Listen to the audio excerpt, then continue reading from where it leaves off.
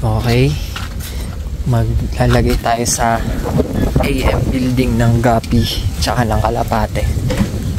May nabili na naman kasi, kaya dagdagan natin. Wait lang. Okay, Yuri boy, dumulagay oh. Sama natin si Lulu Buron. Ito yung Gapis. Bawasan na naman to, may bibili na naman. Dito mo na. Kaso mainit. Yung spray gun. Kung gusto nyo ng murang Kalapate and Gapi, punta na lang kayo dito. And nilagay ko na lahat yung mga pang-out natin. So, yan. Medyo kondisyon naman sila. Mga kalapangit natin. Pinangkakarera natin yun na double banded pa nga eh. So, yan. Ganda ng kulay. Na-space pa. Diba? Kasi nabili na yung dalawa dito. Tapos, ito yung bago yan. Bagong dala lang natin. And may mga free range chicken dito na binebenta. Yan. So, galing din sa farm. Sobrang taba niyan. Kung gusto nyo din mag-alaga, pumunta na lang kayo at bilhin nyo na yan. So, meron din tayong guppies na inilagay dito.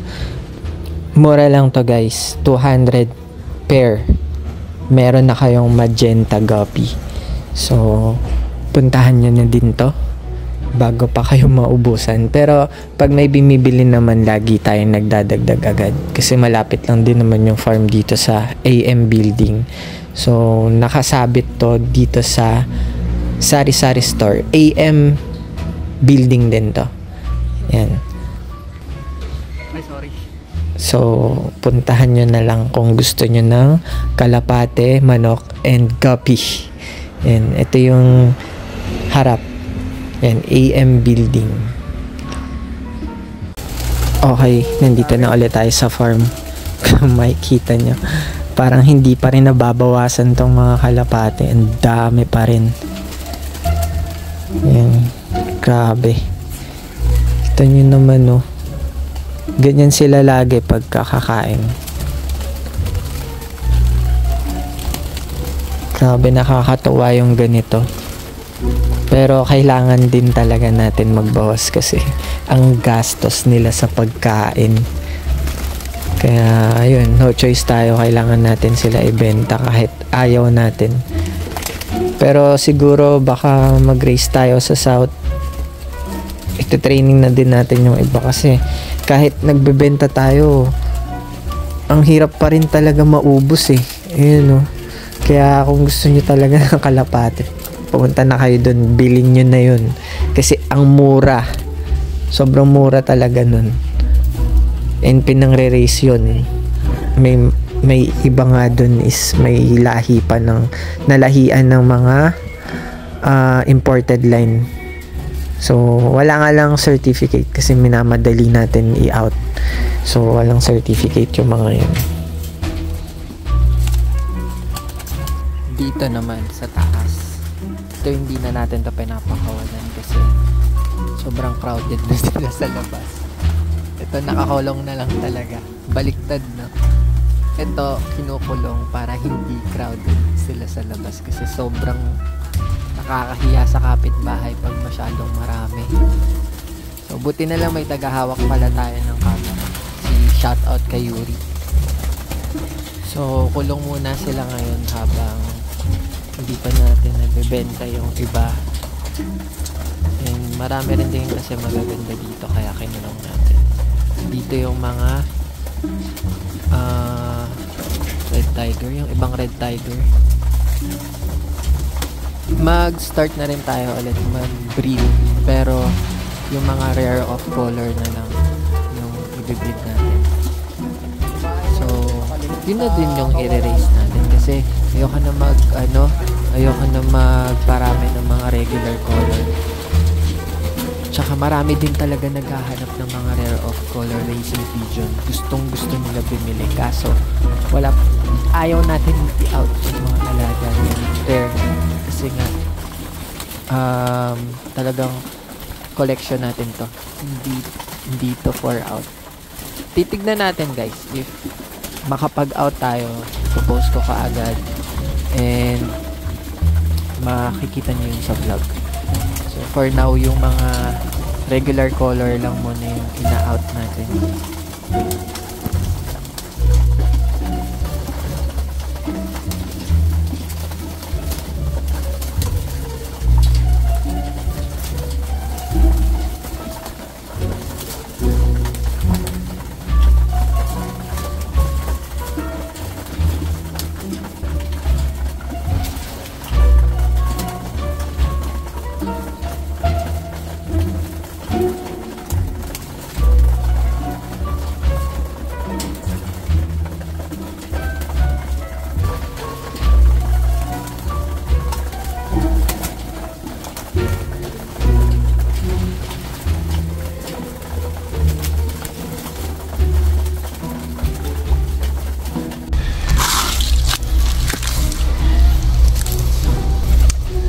Pakita ko sa inyo yung mga nag-groom na guppies.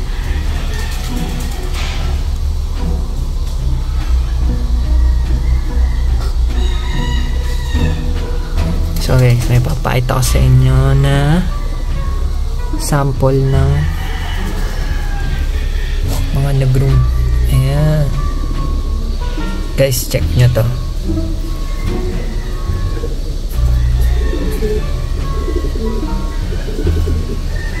Ganda, no?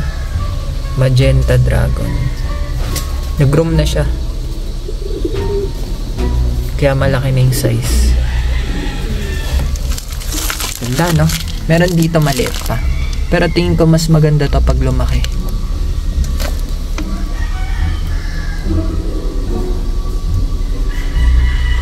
Ayan. Mga sample na na-select natin na guppies. Pero yung mga binenta natin, ano yun, nag-aanak ng ganun, se-select nyo lang. Marami naman mga anak yung mga guppies. Ito pa natin yung ibang ginugroom dito.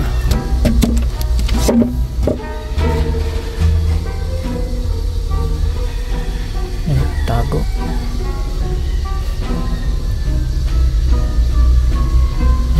Medyo iba-iba sila ng quality. Baba na ang tubig dito. Dagdagan natin mamaya. Iba kasing iba yung quality talaga ng mga anak ng guppies. Isipin nyo, sobrang dami nilang mga anak. Syempre may mga sobrang ganda and meron din chops. Se-select nyo lang talaga. Yung mga nilagay natin dun sa AM Hardware, nag-aanak din sila ng mga ganyan. Ganyang kaganda. I-select nyo lang.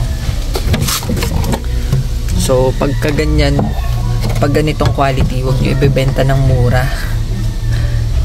Kasi na na yan eh. Nag-groom na yan, so hindi yan mura. Hindi yan katulad nun pinost natin, nilagay natin dun. Pang lang yun, breeding. So, kung gusto nyo mag-breed ng guppies, mag-start na mag-alaga, punta na lang kayo dun at bilhin nyo na yun. Sobrang mura nun. Magenta guppies. And nag-aanak siya ng mga quality rin. Hindi lang talaga siya nag-groom. Punta tayo sa kabila. Check natin yung mga dito. Siguro mayroon pa tayong paglalagyan dito. Mamaya ayusin natin. Check natin yung mga paglalagyan bago tayo mag-harvest ulit. Check pa natin yung mga nandito. Yan. Grabe. Eto, wala dito. Kaka-harvest natin ng dyan ang guppies. Dyan tayo kumuha ng pinambenta natin. Walang laman yan. Wait. Sobrang gusto kong laging tinitignan yung ginugroom ko dito. Yung ganda kasi.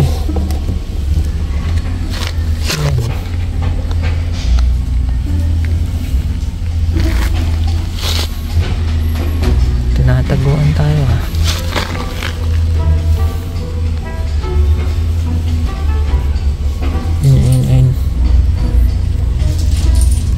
Ang laki pa ng size.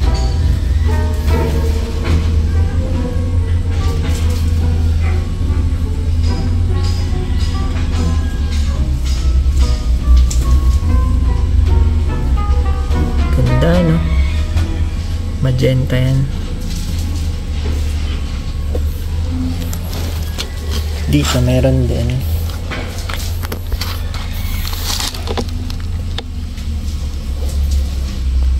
Laki na, oh. Ano to? Ribbon magenta. Pero wala siyang ears.